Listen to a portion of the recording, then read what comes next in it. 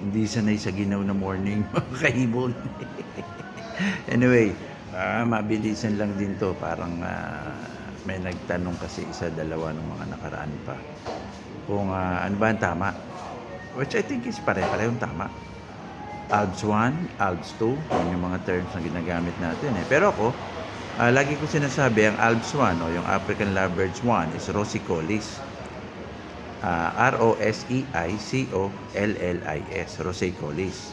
Yun yung scientific name. Pag nagbasa ka ng mga journals tsaka mga books, lalo na ni Dirk, hindi niya ginagamit ng ALBS 1, ALBS 2. Hindi sinasabing mali yun, don't get me wrong.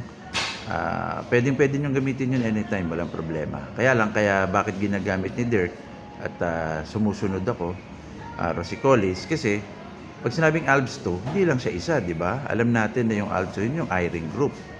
Apat sila, no? Yun yung Lilianae, Lilianae o Nyasa, Negrigenis o Black Chick, yun yung mga tawag na, no? Fishery, tsaka Personatus. So, apat kagad yung I-ring. Yun nga yung may puti dito na I-ring group. Okay? Ang ALBS 1 naman, isa lang siya, Rosicollis. Yun yung tinatawag nating ALBS 1 nga. Okay?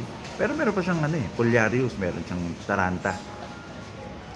So, species pa rin yun ng lovebirds. At ang alam ko marami-rami na rin eh.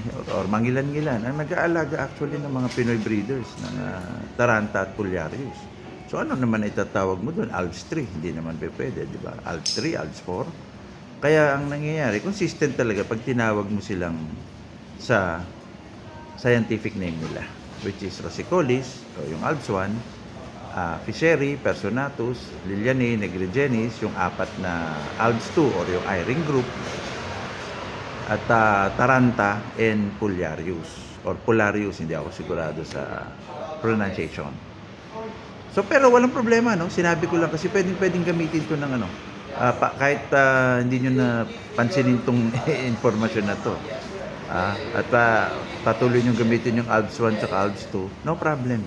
Ang sinasabi ko lang, mas consistent kasi paano mo tatawagin yung Taranta Pullarius? Hindi mo pwede naman tawagin ALBS 3 at ALBS 4 yun. Diba? So kaya na-gets ko yung logic ng paggamit ng nila Dirk ng mga scientific name, which is Rosicollis or ALBS 1. Bitin natin, bago natin tapusin. Sa I-ring group o ALBS 2, may Fishery, may Personatus, may Lilianae, may Negrigenis, and then Taranta and Pullarius. So, yun nga lang, medyo madugo